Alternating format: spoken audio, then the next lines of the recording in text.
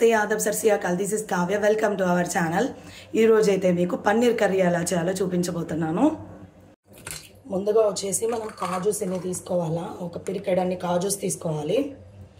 ఈ కాజూస్ని ఒక బౌల్లోకి వేసి ఎండుమిర్చి కూడా ఒక 7 ఎండుమిర్చి తీసుకున్నాము. నేను వాటర్ వేసుకొని మనం సోక్ చేసుకోవాలన్నమాట. ఒక 10 మినిట్స్ అట్లా సోక్ చేసుకుందాము. ఇవి మనము వాటర్లో ఇలా సోక్ చేసుకొని పెట్టుకోవాలన్నమాట. ఏమేమి వేసుకున్నాము అంటే కాజూస్ వచ్చేసి ఒక పిరికెడన్ని తీసుకున్నాను, అండ్ కొన్ని ఎండుమిర్చి కూడా తీసుకున్నాను. ఇలా సోక్ చేసుకొని పక్కన పెట్టుకోవాలన్నమాట. నేను వచ్చేసి ఇంట్లోనే ప్రిపేర్ చేసుకొని పక్కన పెట్టుకుంటాను అనమాట. ధనియాల పొడి, జీలకర్ర పొడి అనమాట. ఇదిగోండి, ధనియాలు అయితే ఇలా ఫ్రై చేసుకుంటున్నా. అది లో ఫ్లేమ్ పెట్టుకొని ఫ్రై చేసుకొని ఇవి ఫ్రై అయిన తర్వాత కొద్దిగా కలర్ చేంజ్ అయిన తర్వాత పౌడర్ చేసుకొని పక్కన పెట్టుకుంటాను. అలాగే జీర కూడా అంతే, జీర కూడా ఇలా ఫ్రై చేసుకొని కలర్ చేంజ్ అయ్యేంత వరకు అనమాట. ఇలా చేసుకొని పౌడర్ చేసుకొని పక్కన పెట్టుకుంటాను అనమాట. ఈ రెసిపీస్కి అయితే ఇవి కావాలన్నమాట. హోమ్ మేడ్ అయితే ఇంకా కొద్దిగా టేస్ట్ ఎక్కువ యాడ్ అవుతుంది. ట్రై చేయండి, మస్ట్ అండ్ షుడ్, చాలా టేస్టీగా ఉంటుంది.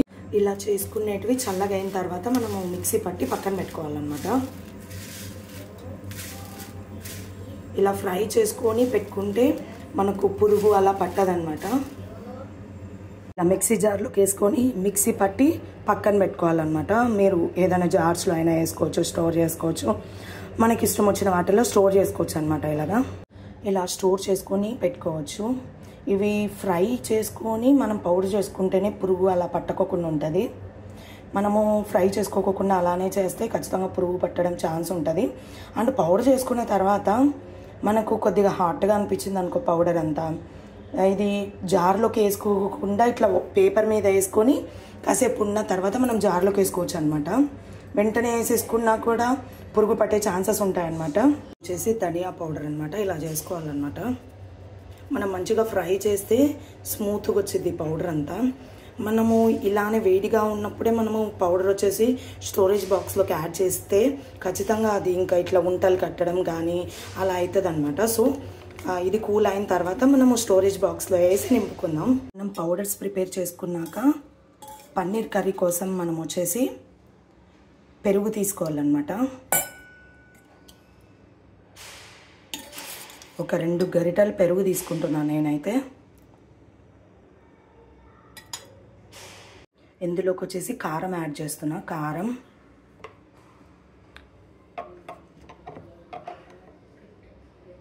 పసుపు,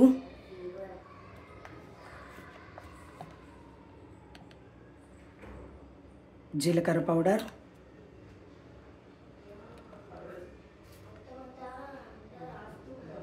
ధనియా పౌడర్,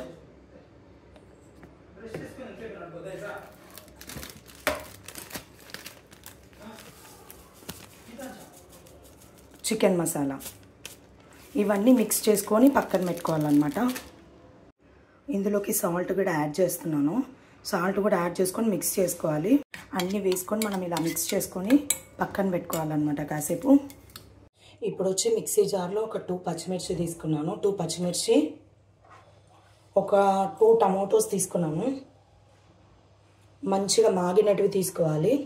2 టొమాటోస్ తీసుకున్నా. ఇవి కట్ చేసుకొని మిక్సీ జార్లోకి యాడ్ చేసుకోవాలి. ఇదిగోండి 2 టమాటోస్ యాడ్ చేసినాను. ఇవి మిక్సీ పట్టి పక్కన పెట్టుకోవాలి. అలాగే ఇందులోకి నానబెట్టుకున్న కాజు, ఎండుమిర్చి కూడా వేసుకోవాలి. స్పైసీ తక్కువ కావాలంటే తక్కువ వేసుకోండి ఎండుమిర్చి.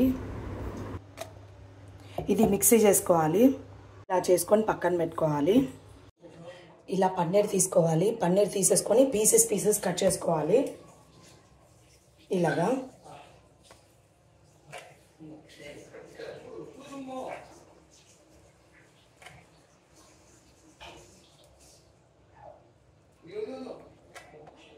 ఇలా కట్ చేసుకోవాలి.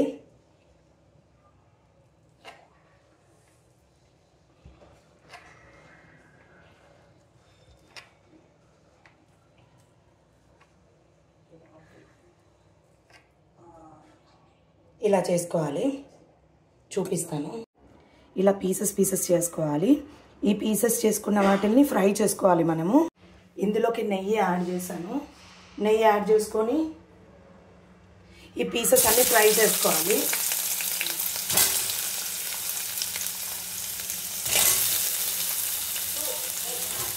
ఇలా కలర్ చేంజ్ అయ్యేంత వరకు మనం ఫ్రై చేసుకోవాలి.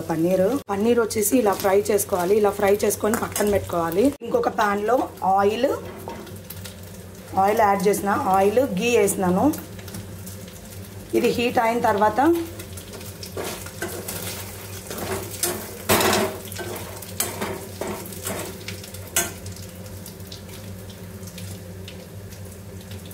ఇందులోకి చెక్క, లవంగాలు, బిర్యానీ ఆకు ఉంటే బిర్యానీ ఆకు కూడా యాడ్ చేసుకోవచ్చు. వేసుకొని ఫ్రై చేసుకోవాలి. ఇందులోకి ఆనియన్స్ యాడ్ చేసుకోవాలి.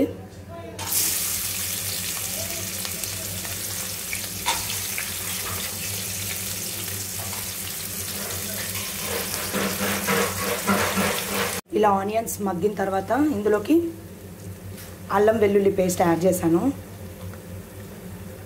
ఇందులోకి కాజూస్ కూడా యాడ్ చేస్తున్నా. కొద్దిగా ఫ్రై అయితే బాగుంటుంది కాజూస్ కూడా. మనము పన్నీర్తో పాటు అవి పక్కన పెట్టేసుకొని కాజు కూడా ఫ్రై చేసుకోవచ్చు, కానీ ఇందులోకి వేస్తున్నాను నేనైతే. టేస్ట్ బాగుంటుంది.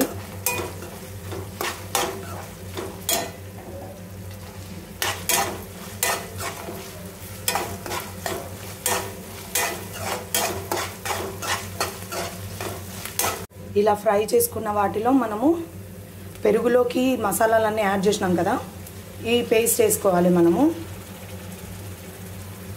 మనం పెరుగులోకి ధనియాల పొడి, జీలకర్ర పొడి అవన్నీ వేసుకొని పక్కన పెట్టుకున్నాం కదా, అది వేసుకోవాలన్నమాట. ఇందులోకి ఆనియన్స్ మగ్గిన తర్వాత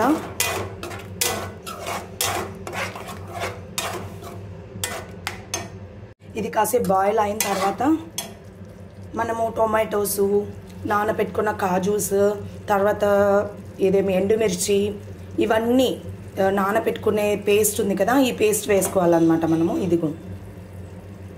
ఇదంతా వేసుకోవాలి. ఇలాగ మిక్స్ చేసుకోవాలి మనము.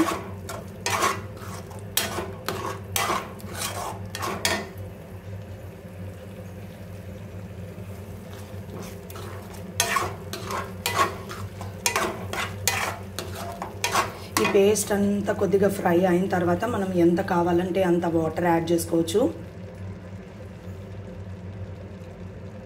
చాలా టేస్టీగా ఉంటుంది. మస్ట్ అండ్ షుడ్ ట్రై చేయండి. ఇంకా ఎవరైతే నా ఛానల్ సబ్స్క్రైబ్ చేసుకోలేదో ఖచ్చితంగా సబ్స్క్రైబ్ చేసుకోండి.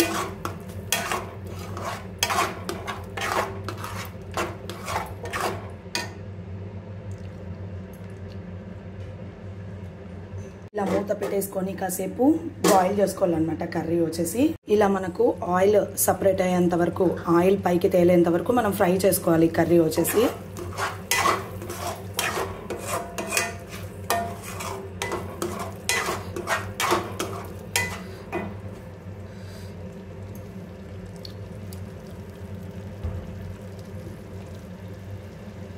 ఇదిగో చూడండి, ఇలా ఆయిల్ సపరేట్ అయ్యేంత వరకు మనము ఇలా బాయిల్ చేసుకోవాలన్నమాట. ఇలా బాయిల్ అయిన తర్వాత ఇందులోకి వాటర్ యాడ్ చేసుకోవాలి.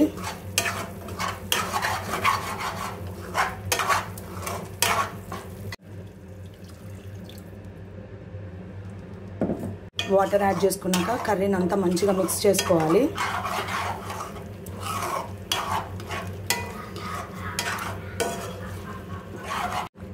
వాటర్ యాడ్ చేసినాక కర్రీని అంతా మంచిగా మిక్స్ చేసుకోవాలి. దీంట్లో అడ్జస్ట్ చేసుకోవచ్చు. నీకు ఏం తక్కువ అయింది, ఉప్పు తక్కువ అయితే ఉప్పు అడ్జస్ట్ చేసుకోవచ్చు, కారం తక్కువ అయితే కారం కూడా అడ్జస్ట్ చేసుకోవచ్చు. ఇందులోకి వచ్చేసి పన్నీర్ పీసెస్ యాడ్ చేస్తున్నా. ఆల్రెడీ కాజు ఉన్నాయి కదా, మనము ఆనియన్స్తో పాటు వేసేసుకున్నాం కాబట్టి ఇప్పుడు పన్నీర్ పీసెస్ యాడ్ చేస్తున్నా. పన్నీర్ పీసెస్ యాడ్ చేసుకున్న తర్వాత మనం మిక్స్ చేసుకోవాలి కర్రీ.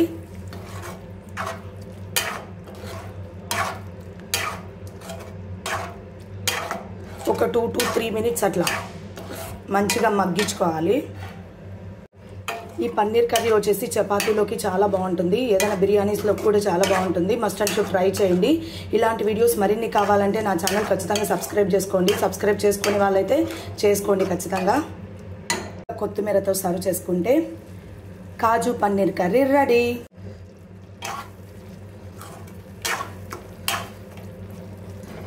ఇలాంటి వీడియోస్ మరిన్ని కావాలంటే నా ఛానల్ సబ్స్క్రైబ్ చేసుకోండి, లైక్ చేయండి, షేర్ చేయండి, కామెంట్ చేయండి, పక్కనే బెల్ సింబల్ ఉంటుంది నొక్కేసేయండి. Thank you so much. ఈ రెసిపీ వచ్చేసి చపాతీలోకి బాగుంటుంది, ఏదైనా బిర్యానీస్లోకి బాగుంటుంది, బగారా రైస్లోకి బాగుంటుంది. మస్ట్ అండ్ షుడ్ ట్రై చేయండి.